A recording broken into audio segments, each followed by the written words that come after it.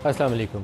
आजकल रोज़ाना एक ख़बर आती है कि पाकिस्तान तहरीक-ए-इंसाफ़ के ऊपर पाबंदी लगानी है। दूसरी ख़बर ये आती है कि इमरान खान के मुकदमात जो हैं वो हो सकता है कि मिलिट्री कोर्ट्स में ट्रांसफ़र कर दिए जाएँ। ये दोनों काम ऐसे हैं जिसको हुकूमत को एटलीस्ट एक सियासी गवर्नमेंट को करने से गुरेज़ करना चाहिए, बिल्कुल नहीं करने चाहिए। ये नहीं कि सिर्फ सोचो विचार, मैं कहता हूँ करने ही नहीं चाहिए।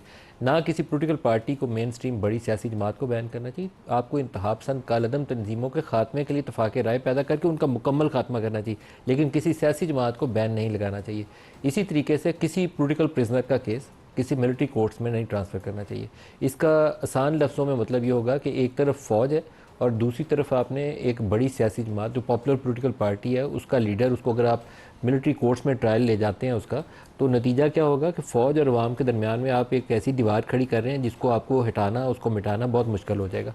तो ऐसा काम करते हुए पॉलिटिकल गवर्नमेंट को भी ग्रेस करना चाहिए, और अगर हमारे इदारे या फ़ौज के अंदर भी ऐसा कोई ख्याल है या उसको इंकरेज किया जा रहा है कि हम सियासी तौर पर नहीं कर सकते या दूसरी अदालतों से, हाई कोर्ट से और सुप्रीम कोर्ट से नहीं काम कर सकते, आप इसको उधर ले जाएं, तो उस अदारे को भी गुरेज करना चाहिए। हर काम से उस अदारे को गुरेज करना चाहिए जिससे अवाम के साथ उसका डिस्टेंस बढ़ने का अंदेशा मौजूद हो। करीब करीब भी ऐसा अंदेशा हो ना कि फ़ौज के लिए अवाम के दिलों में मिसट्रस्ट पैदा होगा, तो उस काम को नहीं करना चाहिए। ये सिंपल असूल है।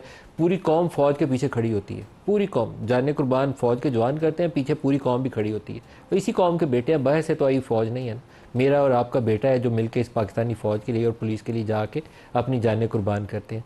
तो क्या ऐसी सोच पैदा करने की गुंजाइश मौजूद है एक ऐसे मौके के ऊपर जब पूरा केपी हमारे काबू से बाहर होता जा रहा है, बलूचिस्तान के अंदर सूरत हाल काबू से बाहर है, अफ़गानिस्तान के रास्ते रोज़ पाकिस्तान में दहशत गर्दी हो रही है, ईरान के अंदर जो कुछ हुआ इस्माइल हनिया वाले वाक़े के बाद, क्या हमें सारों को मिल बैठ के पाकिस्तान के दिफा को मजबूत बनाने के ऊपर गौर करना चाहिए, या रोज़ाना ऐसी बात करनी चाहिए कि इसको बैन करो और उसको बैन करो, या फ़ौज से ऐसा काम हम करवा दें जिससे उसके लिए मिसट्रस्ट पैदा हो जाए। किसी ज़माने में जब PMLN की इस्टेब्लिशमेंट के साथ लड़ाई चल रही थी तो मरियम नवाज़ का एक social media cell PM house में काम करता था। उसको ऐसे ही प्रेजेंट किया जाता था कि वो कोई मुल्क दुश्मन सरगर्मी के अंदर मुलव्वस है, वहाँ से जो ट्वीट हो रही है वो पाकिस्तान के मफाद के बाहर है।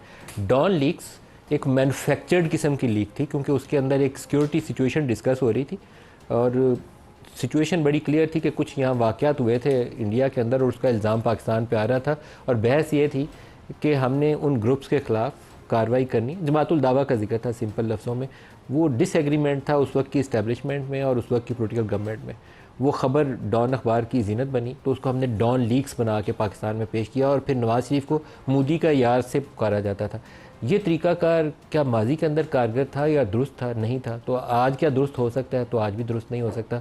तो फिर हमें इस बहस को समेट लेना चाहिए और ख़त्म कर देना चाहिए, और पाकिस्तान के लिए आइंदा रास्ता कैसे खुलता है उसके ऊपर गौर करना चाहिए। आज के प्रोग्राम में जो हमारे साथ मेहमान शख्सियात हैं उनसे भी इस पर बात करेंगे, और हमारे साथ आज पैनलिस्ट डॉक्टर मुसद्दिक मलिक साहब सीनियर रहनुमा और वफाकी वज़ीर हैं PMLN से, ज़रताज गुल साहिबा है पार्लिमानी लीडर पाकिस्तान तहरीक-ए-इंसाफ से, और मुस्तफ़ा नवाज़ खोखर साहब हैं सीनियर पॉलिटिशियन है। सबको खुशामदीद कहते हैं।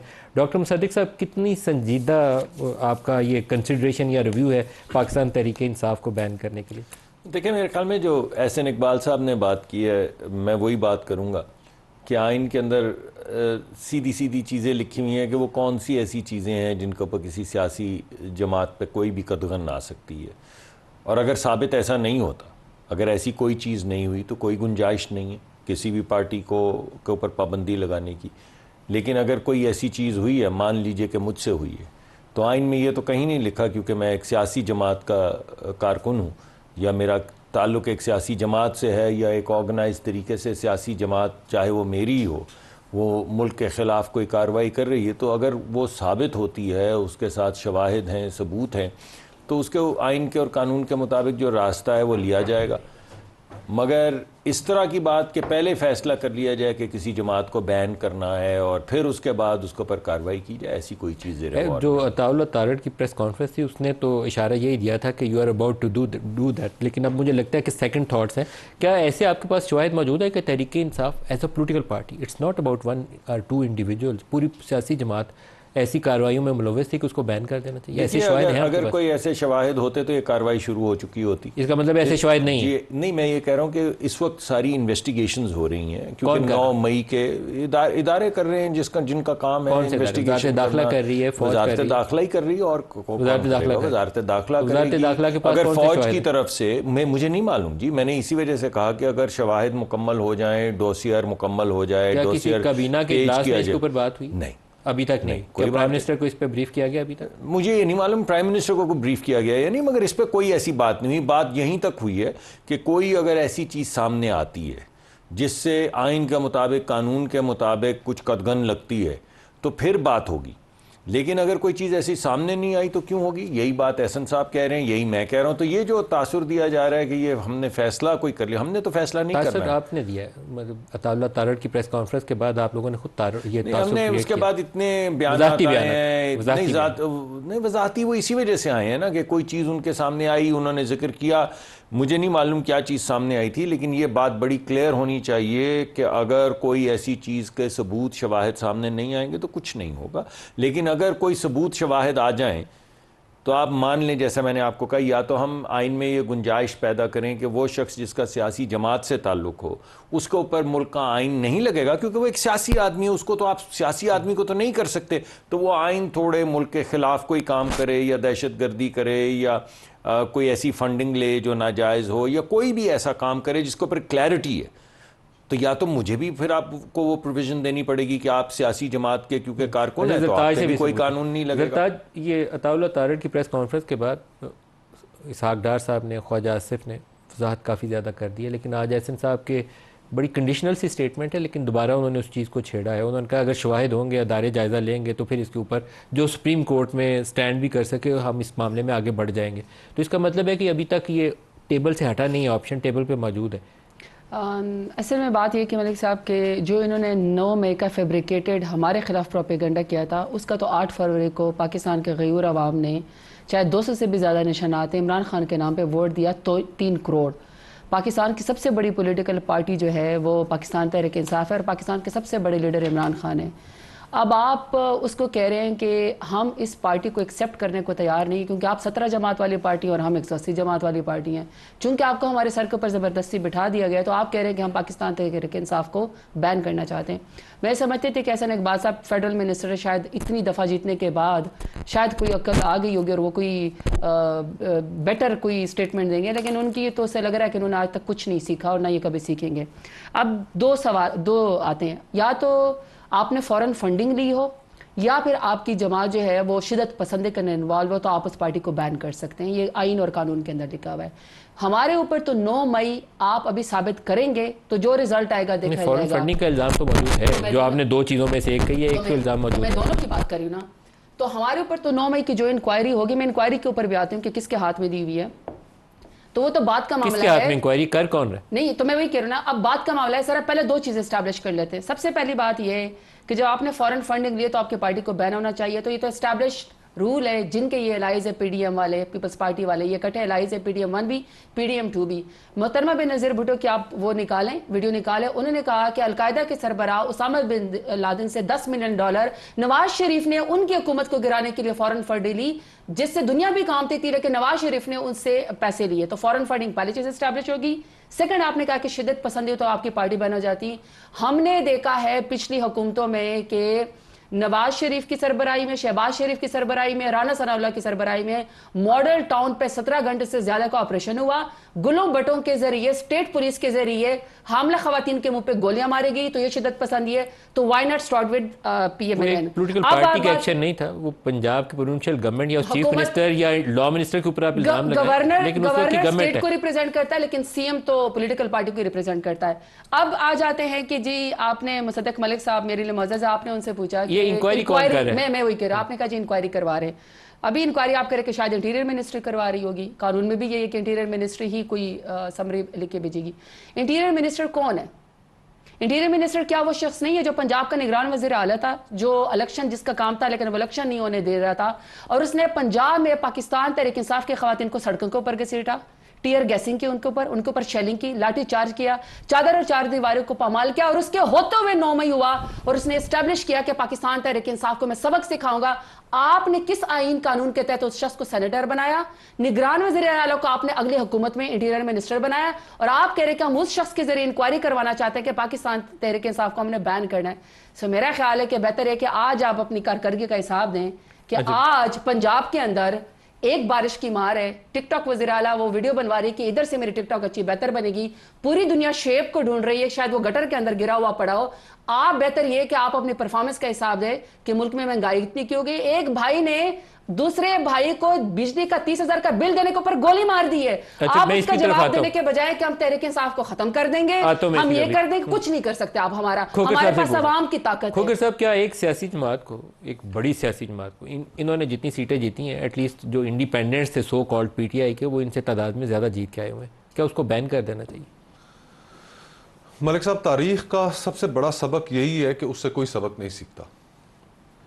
जिस मुल्क की तारीख में ऐसे वाक़यात मौजूद हों कि जिनकी बुनियाद पर आपने आधा मुल्क खो दिया हो, अक्सरियत की राय को मानने से इनकार कर दिया हो, जिस मुल्क का ये तल्ख तजर्बा रहा हो, आप उस सियासी जमात को बैन करने की बात कर रहे हैं जो न सिर्फ कौमी असम्बली में सबसे बड़ी अक्सरियती जमात है, बल्कि खैबर पख्तूनख्वा एक फेडरेटिंग यूनिट, उसके अंदर उसकी हुकूमत है।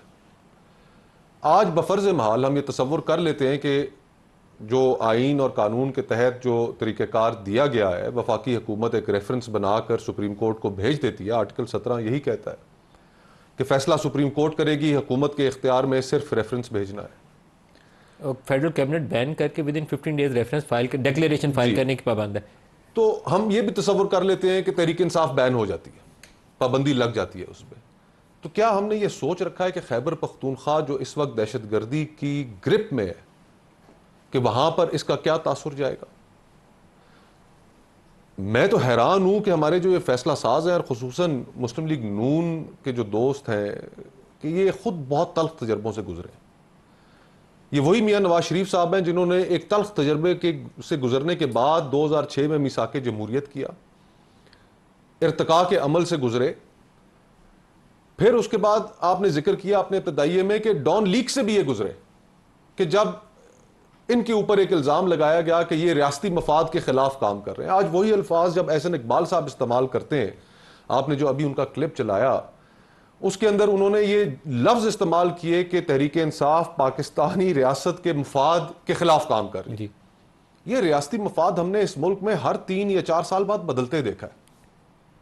जो आउट ऑफ फेवर हो जाए ना, जो आउट ऑफ फेवर हो जाए, वो रियासती मफाद के खिलाफ हो जाए।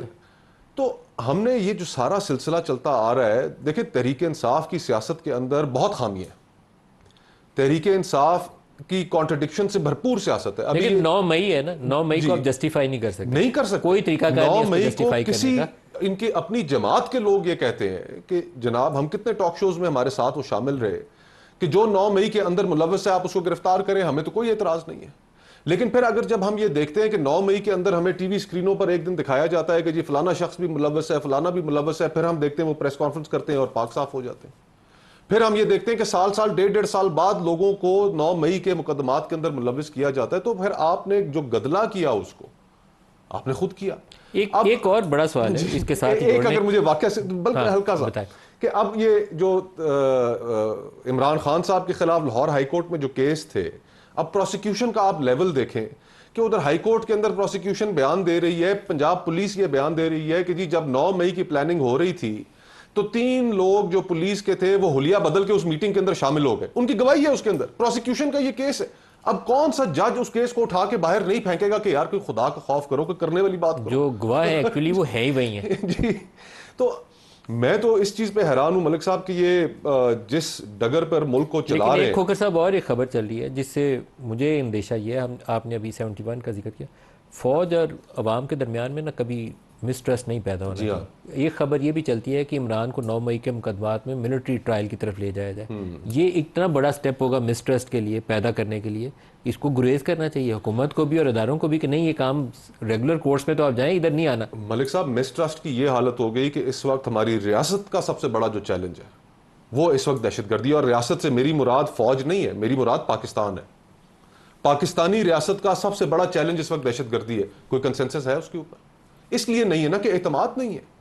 लोग ये कह रहे हैं कि जनाब 3 साल पहले तक पैगाम हमें ये दिया जा रहा था कि लोग वहां से आएंगे, हम आपके दरमियान सेटल करेंगे, उनको असला उठाने की इजाजत होगी, सब कुछ माफ हो गया, उन्होंने जो जुल्म किया सब कुछ किया वो एक तरफ रख दें। लोग बाहर निकल आए और लोग आज सवाल कर रहे हैं कि जनाब 3 साल बाद फिर पॉलिसी बदल जाएगी तो क्या होगा। आज सबसे बड़े इशू के ऊपर खैबर पख्तूनख्वा की कोई भी जमात, चाहे वो जमीयत उलमा इस्लाम हो, मोहसिन दावड़ साहब हो, ANP हो, शेरपाव साहब हो, तहरीक इंसाफ हो, कोई जमात हामी नहीं है।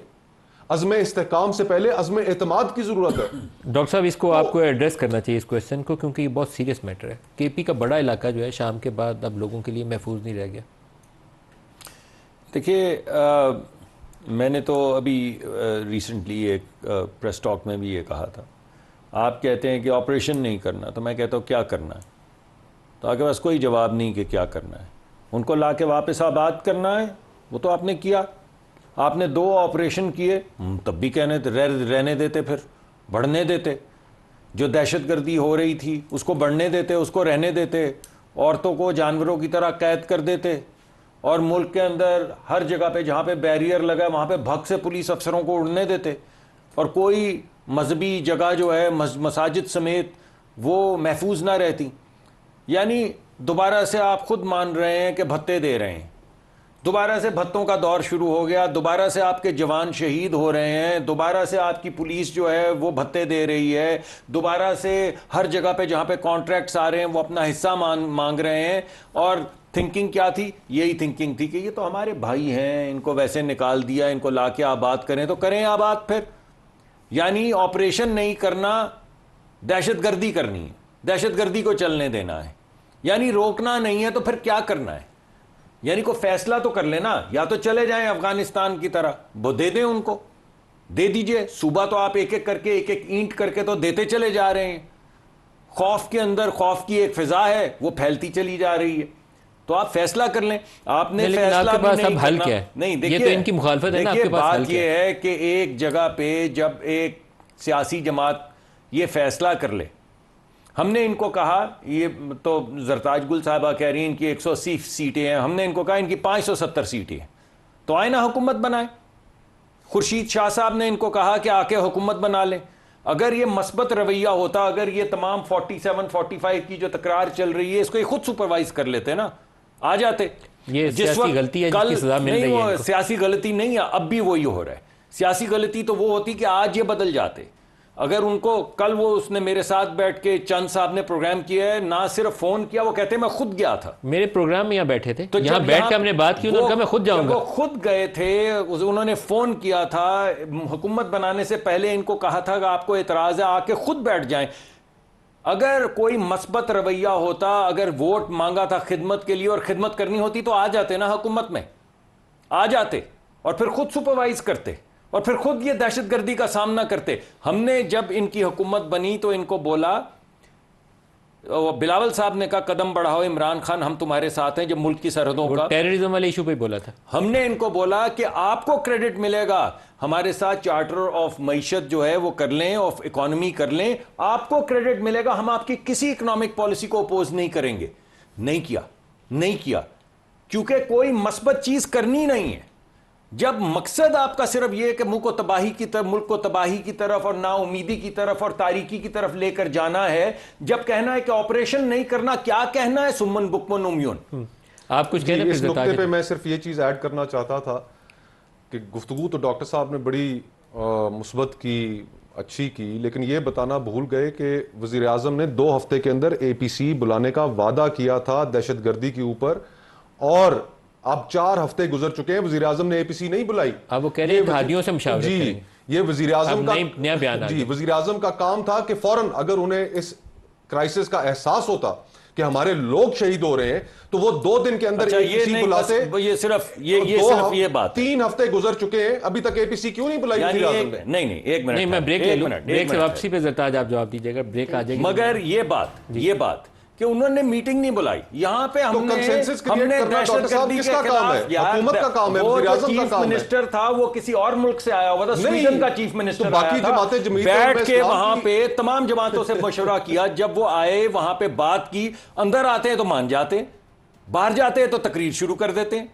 किसी तरह पैर तो लगाएं, मगर पैर वो लगाए जिसने स्टेट्समैनशिप दिखानी है, पैर वो लगाए जिसने मुल्क को किसी डायरेक्शन में लेके जाना है। अगर उसको मुल्क को सिर्फ फसाद फैलाना है तो पैर क्यों लगाए? वो अंदर डॉक्टर कुछ साहब, कहेगा, आपने बाहर सिर्फ- कुछ कहेगा, आपने दरमियान में एक कुछ APC कहेगा, ब्रेक ले लेंगे कुछ हमारे कहेगा, साथ ही, नीचे ब्रेक कुछ ले लें हमारे कहेगा। साथ ही।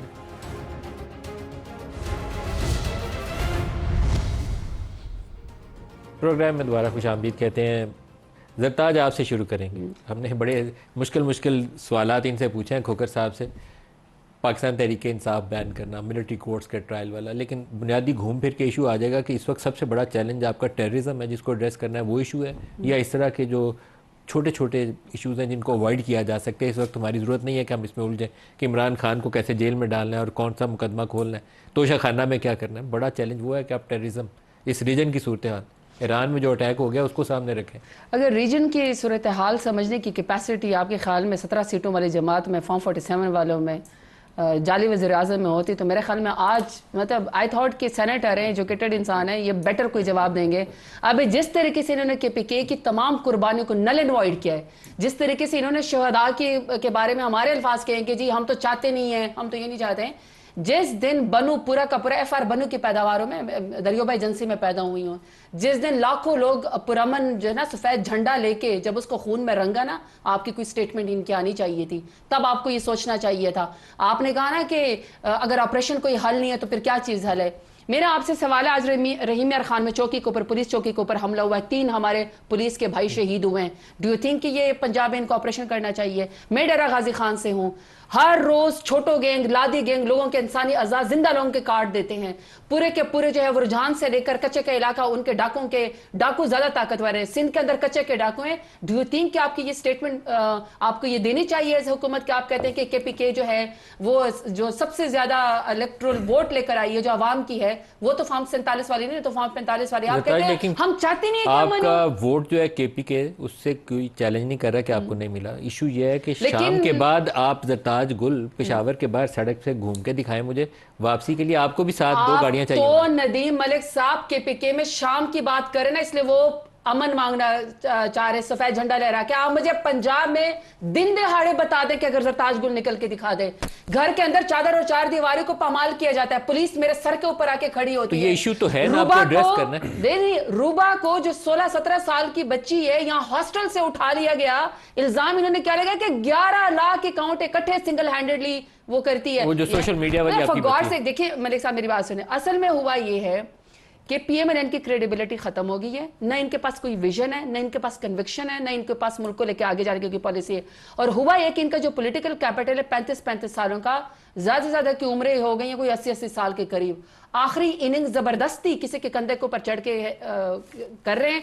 जो पाकिस्तान की सबसे बड़ी पॉलिटिकल पार्टी, जिसके पास सबसे बड़ा वोट है, उसको कह रहे हैं कि ये फसाद चाहते हैं, उसको कह रहे हैं बैन कर दो, उसको कहते हैं डिस्क्रेडिट कर दो, खच मारना चाहते हैं। सिंपल सराइकी में उर्दू में लफ्ज़ है, ये खच मारना चाहते हैं। ये चाहते हैं कि आवाम को डिस्क्रेडिट करें इदारों के अंदर, और आवाम के अंदर जो है ये कोई बीच का कोई फायदा उठा के इनकी कुर्सी को तूल मिल जाए। देखें, आप जब नेशनलिज्म की बात करते हैं, जब आप फेडरेशन की बात करते हैं, को कैसे एड्रेस करना है उसका हल कोई नहीं है। ये तो फॉर्म 47 वाले होंगे, जाली तो होंगे, सब कुछ होगा, लेकिन उसका हल कोई नहीं है। उसके लिए पर सबसे पहले अगर KPK में, अगर बलोचिस्तान में आप लोगों ने टेररिज्म को खत्म करना था ना, तो फिर आप क्या पॉलिटिकल गवर्नमेंट के साथ बैठे? नहीं बैठे।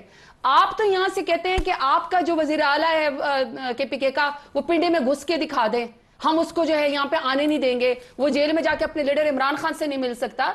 देखें, जो इनकी पॉलिसीज हैं वो फेल हो चुकी हैं, अवाम इनको रिजेक्ट कर चुकी है, ये मुल्क चलाने के काबिल नहीं है। जिसके सर के ऊपर ये नाच रहे ना, जिस दिन उन्होंने इनसे हाथ खींच लिया, फिर ये मुझे बता दीजिएगा कि इनके पास क्या रहेगा। न पार्टी रहेगी, न विजन रहेगा, और political capital, I am sorry to say, मैंने आज आपको पहले भी बता दिया, पूरा पॉलिटिकल कैपिटल इन्होंने मरियम नवाज को ट्रांसफर किया, जो मेयर शराफत अली से हार चुकी हैं।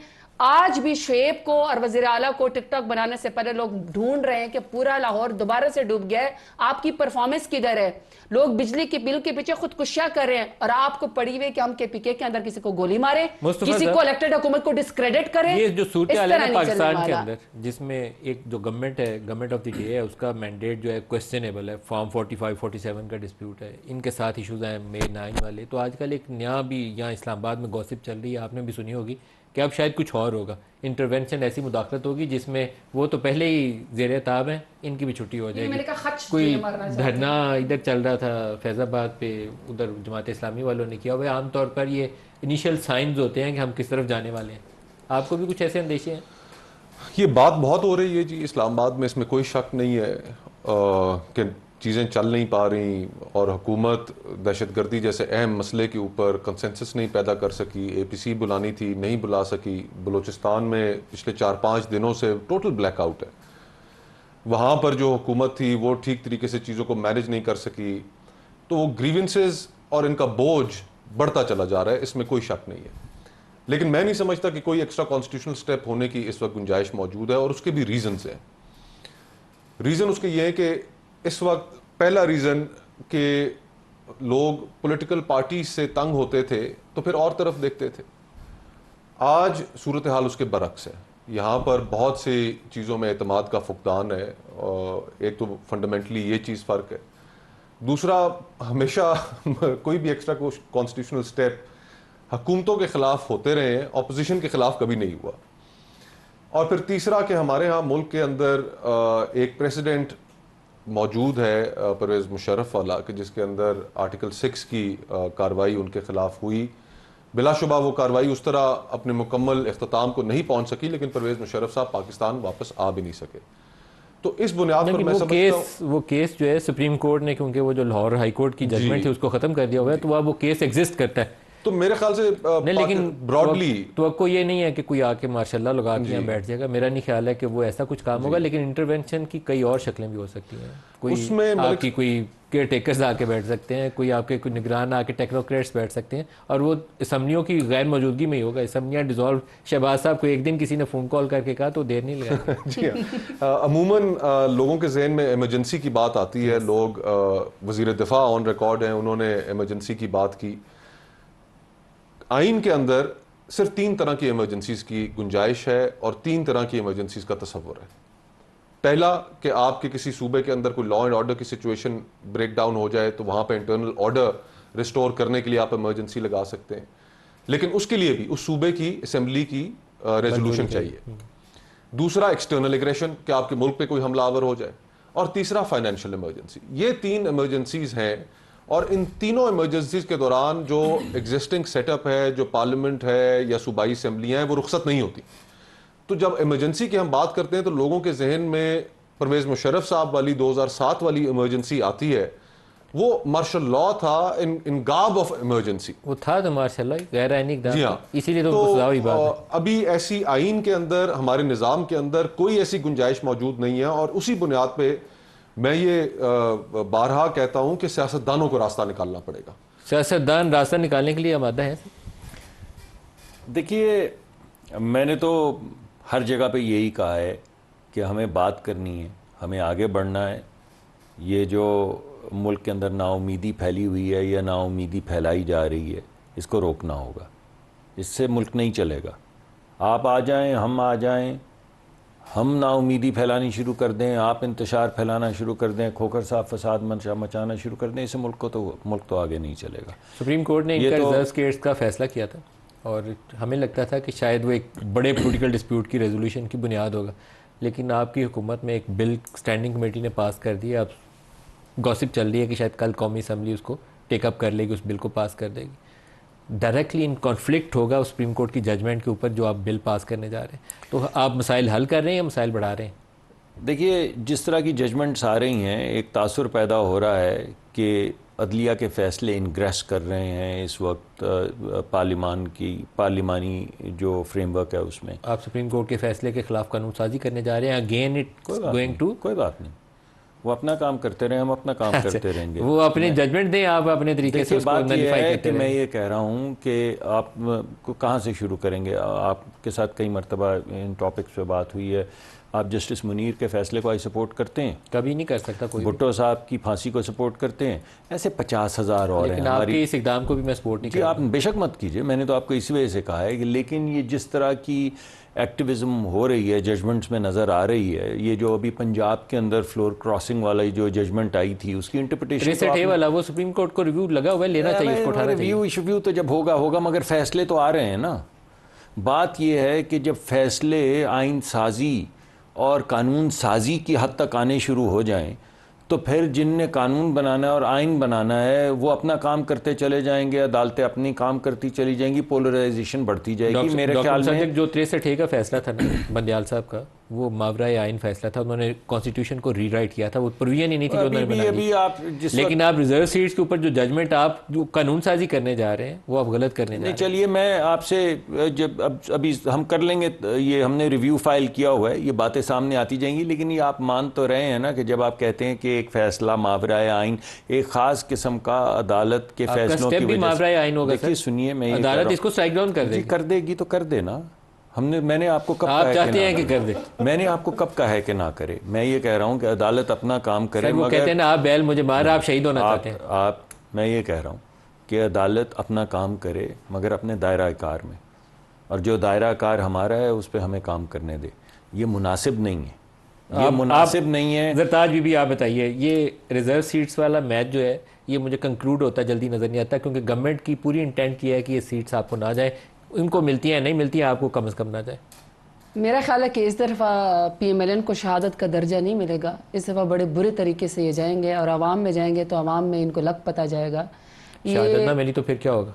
जो मैं वो अल्फाज नहीं इस्तेमाल करना चाहती। अब जब ये आवाम में जाएंगे ना तो इनको अपने पॉलिटिकल कैपिटल का पता चल जाएगा। अभी तो ये सिक्योरिटी गार्ड्स और प्रोटोकॉल लेके 20 बंदों में नहीं जा सकते हैं। आवाम इनके बहुत सख्त खिलाफ है।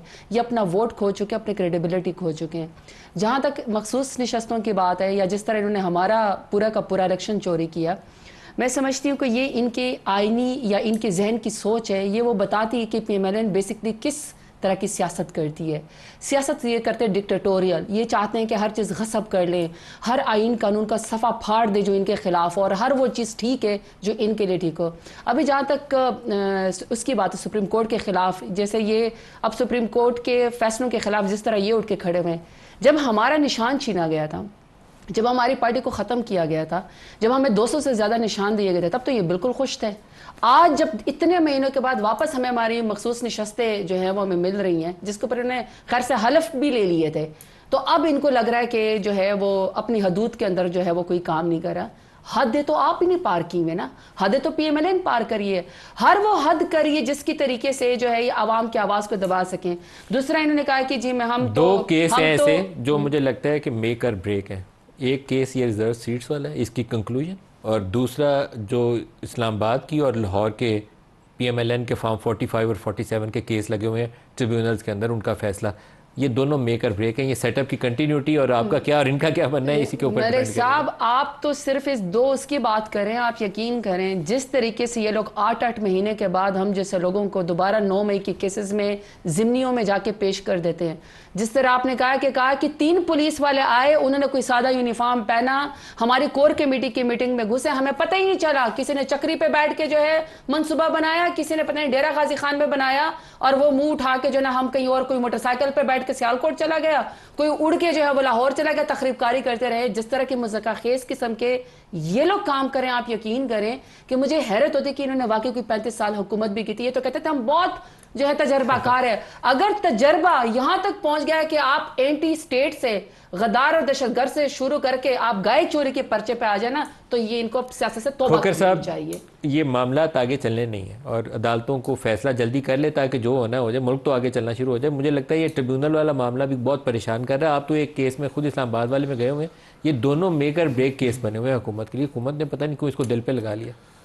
जी जाहिरी बात है, आपने पतन की रिपोर्ट देखी है? मैंने पतन की रिपोर्ट देखी है। अब मियां नवाज शरीफ साहब के हल्के में अगर वो एक ऑर्गेनाइजेशन है, वो कह रहे हैं कि 88,000 वोटों से यास्मीन राशिद साहिबा जीती हैं, और फिर हमारे तो इल्म में और भी ऐसे वाक़यात हैं, मिसाल के तौर पर कि वही मियाँ नवाज शरीफ साहब का हल्का रात 3:30 बजे वहाँ पर एक नया रिटर्निंग ऑफिसर अपॉइंट हो जाता है।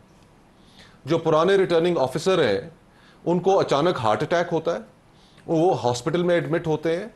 रात 3:30 सुबह 3:30 बजे इलेक्शन कमीशन एक नया रिटर्निंग ऑफिसर अपॉइंट करता है और वो मियाँ नवाज शरीफ साहब की जीत का ऐलान कर देते हैं। तो मैं हैरान इस चीज़ पे हूँ। अगर मियां नवाज शरीफ 66 सीटों के ऊपर विक्ट्री स्पीच कर सकते हैं तो वो आरओ बेचारा उनकी जीत का ऐलान नहीं कर सकता। लेकिन मलिक साहब मैं हैरान इस चीज़ पे हूँ कि मियाँ नवाज शरीफ साहब का पाकिस्तान की सियासत के अंदर एक बहुत बड़ा मकाम है।